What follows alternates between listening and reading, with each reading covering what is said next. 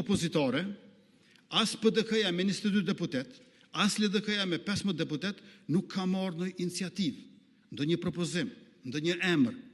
Në këtë sallë jashtë saj në për studio televizive, me zë të lartë pretendojnë se vetëvendosje po i kap të gjitha pozitat. Por që kur ju ofrua mundësia konkrete për të bërë pjesë e zgjidhjes, kanë zgjedhur heshtjen. Kjo mospërputhje ndërmjet retorikës publike dhe veprimit konkret sigurisht që nuk i shpëton vëmendjes së askujt. Fakti që opozita nuk ka marrë asnjë iniciativë në zgjedhjen e presidentit është dëshmi e qartë e dështimit të marrjes së përgjegjësisë proporcionale.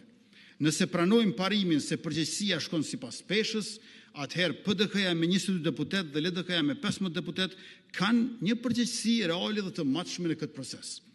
Është e vërtetë që asnjëra prej tyre nuk ka mundësi që të propozojë një kandidat, por së bashku do të kishin numrat për ta propozuar një kandidat.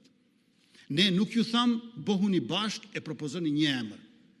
Ne ju tham bëhuni bashkë për të propozuar 3 emra bashkë me neve e ku asnjëri prej tyre nuk jemi ne. Merrni me mend. Ne u japim në nënshkrimet për 3 kandidat. Nuk kishim mundësi për 4, se 4 herë 30 bën 120.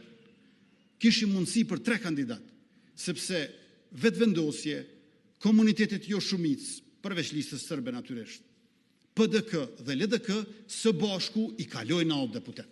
Dhe ne mund t'i kemi 3 kandidat. Dhe ku ka më mirë se t'i kishim 3 kandidat.